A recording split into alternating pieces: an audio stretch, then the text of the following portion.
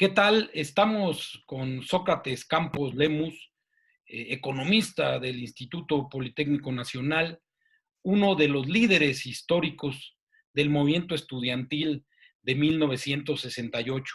Además, colega, periodista, conductor, político, sin duda un hombre de su tiempo. Sócrates, me da mucho gusto estar aquí contigo.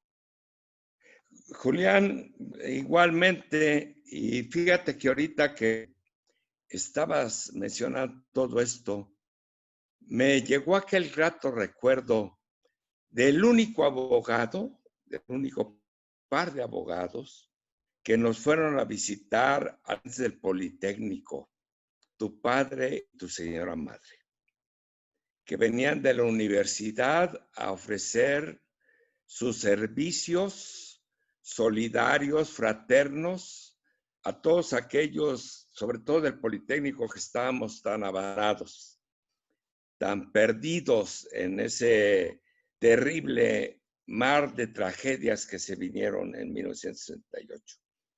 Y esto te lo recuerdo porque a través de José García Sánchez, tú sabes, nuestro amigo también colaborador y compañero, pues escribimos varios libros. Allá cuando tenía yo 68 años, ahorita tengo 76. Cosa que se nos ocurrió de ir sacando grabaciones de cómo eran nuestras charlas y de cómo se fueron transformando esas charlas en libros. No se cambió nada, se dijo todo lo que iba saliendo en la grabación, se fue poniendo y así surgió el libro del 68 visto a los 68. Mira, Sócrates, Posteriormente, antes de que continúes, perdón. para que veas que no es cebollazo, mira, justo este libro. Ándale, ahí lo ¿Eh? tienes, ahí lo tienes. ¿Eh? Ese es uno de los libros, ¿verdad? Después hicimos La dictadura de la memoria, que es este, Claro. ¿no? Es en la misma tónica. Posteriormente, hace 4 años, hicimos La traición se volvió gobierno, que está basado en gran parte en aquel libro que escribió don Julio Scherer García sobre las memorias del general García Barragán, cuando habla precisamente de los intentos golpistas y toda esta situación que se vivió en ese marasmo de la sucesión presidencial adelantada, de la participación de la CIA en un intento de golpe militar, de todos esta mugre que fuimos viviendo a lo largo de toda esa desesperación que llegó al 2 de octubre de 1960. Y por último, escribimos Las voces del silencio politécnico. ¿Por qué? Porque, bueno, se ha escrito mucho sobre el tema de la participación universitaria tan importante, tan brillante, tan valiente, inclusive en sus momentos, por parte del rector, de muchas de las gentes, de gentes muy brillantes en la universidad. Pero en el Poli no teníamos eso. No teníamos la experiencia política, teníamos las relaciones políticas que tenía la universidad, ni la conciencia inclusive política. Teníamos el deseo de participar, el deseo de romper estructuras, de cambiar situaciones, de luchar. Y fuimos, por supuesto, los más luchadores, los más golpeados. Inclusive en las represiones, la mayor presión siempre la llevó el Politécnico y las normales. Cuando entraron a la universidad, tú recordarás, el ejército entró sin mucha violencia, entró con la violencia, pero no sin mucha violencia.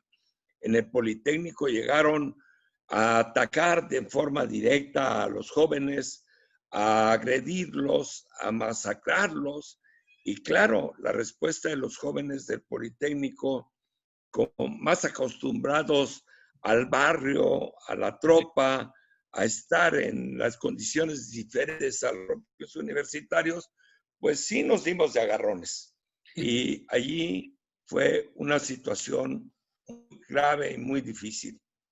esto se ha quedado así en la oscuridad, llámale tú. Hay muchas cosas que se tienen que seguir hablando, Julián. Yo creo que ya a nuestra edad, donde tenemos 76 años, ya no estamos para andarnos cuidando ni los traseros ni los delanteros. Tenemos que decir las cosas Como tal son. como salen, tal como son, tal como las vivimos, tal como las recordamos, porque no andamos buscando ni puestos políticos ni conformándonos para ser los nuevos intelectuales orgánicos, porque son los únicos que ganan los libros. Nosotros no. Nosotros queremos decir las cosas como son, como las hemos sentido, como las que hemos vivido, Julián. Y tú nos conoces, tú y yo, desde hace muchos años, y así han sido las cosas. Hemos visto que a lo largo de los años se han venido aclarando muchas cuestiones. Se aclaró, por ejemplo, ya lo de aquella acusación del 27 de agosto, donde decían que yo había hecho una gran provocación cuando realmente había sido una orden y una instrucción del propio Consejo Nacional de Huelga. Y que algunas otras gentes, pues bueno, se quisieron ocultar para tratar de parar ahí las cuestiones que ellos venían negociando y a lo mejor por eso cambiaron muchas de las cuestiones. Se habló de que habíamos dado nosotros nombres. Nosotros, Julián, fue un movimiento el 68 que no llevábamos ni bozal ni andábamos embosados. Eso, Sócrates, Todos nos conocíamos. Sócrates, eso es muy Sí, importante porque lo hemos conversado mucho, pero creo que es importante que la gente lo sepa. Aquella historia de que revelaste los nombres de los dirigentes, ¿por qué no nos cuentas cómo fue? ¿Cómo es que estabas detenido? ¿Cómo es que estás en el campo militar? Y cómo además, lo que señalas, todos los líderes eran conocidos, salían en los periódicos, declaraban a la prensa. sí, Julián, este fue un movimiento abierto, popular, donde las escuelas nos conocían. En cada escuela, un representante era nombrado por la base estudiantil. No era impuesto por nadie, ni había un movimiento clandestino. Todos nos conocíamos de todos. Yo recuerdo que el 2 de octubre, cuando nos detuvieron, el único que dio un cambio de su nombre fue Raúl Álvarez Garín. Y luego le dijeron, no te hagas pen tonto, tú eres Raúl Álvarez Garín, ¿no? O sea, todos los tenían. Es más, cuando nos detuvieron en el cuarto piso del edificio Chihuahua, las gentes del Guante Blanco, los del Batallón Olimpia, llevaban nuestras fotografías con los nombres. Y luego alguna gente se le ocurrió que yo había hecho cosas por el estilo. Yo te puedo decir, por ejemplo, ahora te lo puedo contar, por ejemplo, que a Federico Emery, que era una gente muy destacada dentro del movimiento, no estudiantil, sino ya del movimiento guerrillero. Ellos andaban en otras cuestiones con los grupos de los coreanos y cosas por el estilo. Tenía un físico muy europeo, ¿no? Y cuando lo detuvieron allí en Tlatelolco, él con algunas pinzas o con algún corta uña se cortó la barba y se cortó el bigote.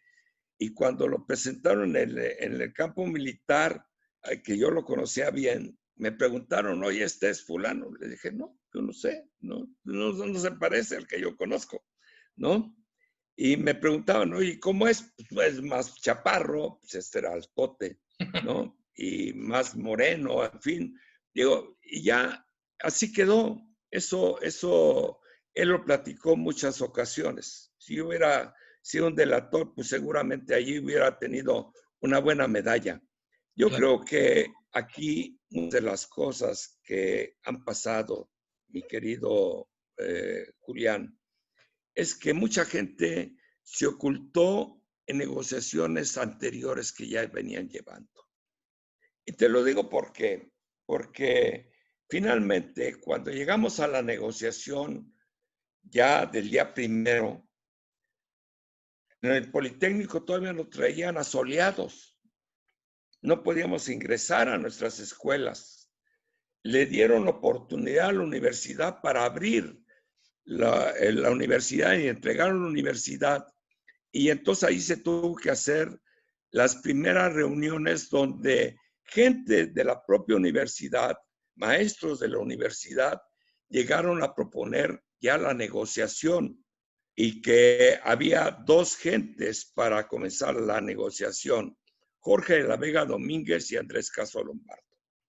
En esta reunión, ya sin mucha participación del Politécnico, se aprobó que se fuera a hacer la negociación.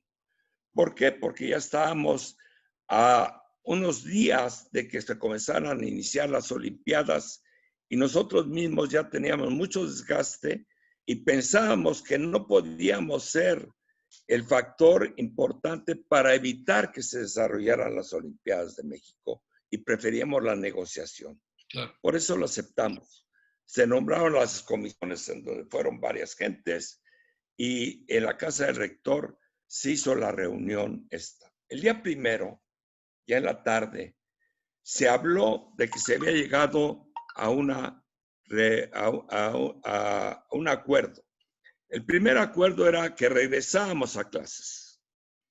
Que el segundo acuerdo era de que las gentes del Politécnico que habíamos propuesto hacer la manifestación de Tlatelolco al casco de Santo Tomás, suspendiéramos esa manifestación porque todavía estaba ocupado el casco de Santo Tomás por los militares. Y se aceptó. El tercer acuerdo era de que se comenzaban a establecer las 6 comisiones con maestros, estudiantes, gente del gobierno, para hablar de los 6 puntos del pliego petitorio que se ha desarrollado. Y el último, que se nos permitía hacer la manifestación, la reunión en Tlatelolco para avisar el día 2 de que regresábamos a clases, que se iniciaban las negociaciones y que comenzábamos a hacer las cosas. Esto fue el acuerdo. Por eso, cuando llegamos todos, llegamos con nuestro pecho libre, claro. Llegamos sueltos, llegamos sin nada. Y después nos damos cuenta de que hay una asonada y una traición. Una trampa. Y esa asonada y esa traición, posteriormente, supimos que participó el Estado Mayor Presidencial, gentes de gobernación, la Dirección Federal de Seguridad, Luis Echeverría Álvarez, inclusive las gentes de él, el propio presidente que había aceptado eso, porque inclusive en estas memorias del general García Barragán, él explica cómo el jefe del Estado Mayor se solazaba y se reía del engaño que habían proporcionado a las jefaturas del ejército y de cómo inclusive posteriormente a esto, dentro de aquel esquema de la Guerra Fría, mi querido Julián, en donde el gobierno norteamericano trataba de imponer el golpismo en América Latina, México era una parte importante y por eso quisieron utilizar este mecanismo para poder dar un golpe militar en México. Ahí están los datos. Ahí es lo que tenemos que investigar más. Ahí tenemos que sacar más las cosas. Tenemos que ver más la situación y por qué muchos se han beneficiado. Mi querido Julián, tú sabes, lo hemos platicado muchas veces, que en las capillitas que se hicieron después del 68, pues muchos lograron hacer sus catedrales y fueron los beneficiarios del 68. Hay gente muy importante, tan es así que ahora se sabe que los intelectuales orgánicos habían apropiado ya de parte de la Secretaría de Educación Pública para hacer el cambio, inclusive en los propios libros de texto gratuito, para culpar al ejército mexicano de la matanza del 68 y tratar de ocultar la participación del presidente de la República, el Estado Mayor Presidencial, en fin, de todo este mundo de lo negro de la política mexicana que ha desarrollado tantas tragedias y ha dejado tanta sangre en el país, mi querido. Sócrates, al paso de los años y de toda la obra que has escrito justo sobre el 68, ¿qué le dirías tú a aquel joven politécnico, ya con tu experiencia actual? ¿Cómo ves al Sócrates Campos Lemus de aquellos días de protesta juvenil, pero también de exigencia de libertades democráticas? Aquella parte también que a veces olvidamos, que era la parte festiva del 68, esa sociedad que empezaba a cambiar y que, como señalas bien, fue traicionada. ¿Qué conversarías con él, Sócrates? Fíjate, yo digo una cosa, cada gente tiene que actuar en su tiempo y en su circunstancia, mi querido Julián.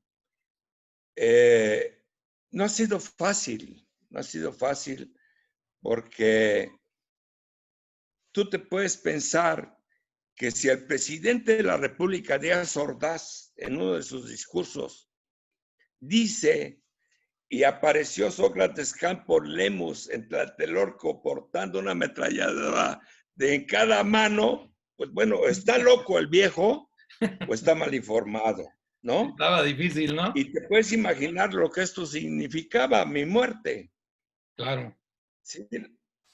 Todo esto que se ha ocultado mucho, mi querido Julián, pero ahí están las cosas, ¿no? Tú cuando ves que, bueno, me salvé de milagro, yo no sé, la verdad de las cosas, dicen que Dios protege a los inocentes y a los penitentes, y a mí me protegió por las dos cosas, ¿no?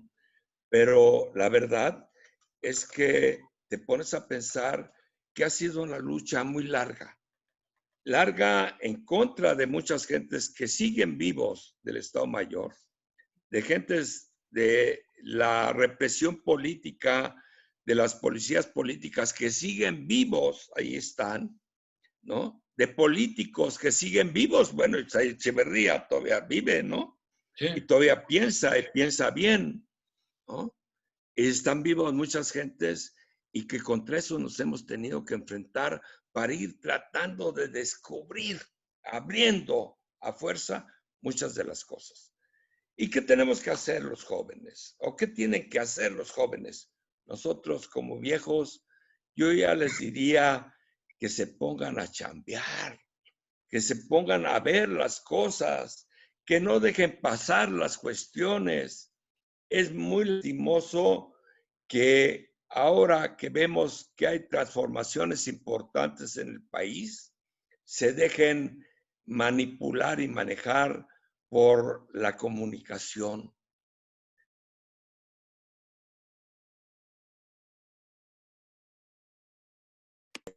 En forma diferente. Bueno, Sí, ya, de nuevo. ¿ok? Sí, Sí. continúa, Sócrates. Que deben explotar, mi querido Julián. No es posible que se sigan aumentando los precios de las medicinas y la gente se quede callada. No es posible que aumenten los precios del transporte y la gente se quede callada. No es posible que la gente aumente los precios de los alimentos y la gente se quede callada. No es posible que los estudiantes no puedan llegar a sus escuelas y la gente se queda callada. Ya tenemos que ser parte de una transformación y esa transformación solamente la vamos a lograr cuando se lucha, cuando se siente, cuando se va a las marchas, cuando no se deja de protestar, porque finalmente los jóvenes tienen que vivir sus momentos y esos momentos son los más importantes que les va a permitir desarrollar muchas otras cosas, mi querido Julián, en su personalidad. Los no han vivido su juventud en forma dinámica y en forma solidaria y fraterna para con los demás, a lo mejor de viejos se quedan solos. Y yo te puedo decir una cosa, mi experiencia ya de viejo es que es cuando más arropado por muchas gentes que como tú y muchos otros amigos seguimos pensando en lo mejor que queremos para nuestro país y lo mejor que queremos para cada uno de los nuestros y de las gentes que amamos, para cada uno de nuestros amigos y hermanos mexicanos, mi querido Julián. Pues Sócrates, muchas gracias de verdad por esta conversación y continuar con, además, con esta larga plática que hemos tenido a lo largo de los años. Pues Julián, tú sabes, tengo una gran admiración, un gran cariño y un gran afecto fraterno por tu padre y por tu madre, porque aquellas pláticas que llegaba él junto con tu padre a orientarnos lo que teníamos que declarar en las largas sesiones, estas legaloides, en donde las víctimas éramos juzgados y no los victimarios, Claro. eh, ha sido muy importante en nuestra formación y en nuestra vida. Y gracias, Julián, por todo. Te mando un abrazo muy solidario y cariñoso. Igual, Sócrates, para ti. Muchas gracias.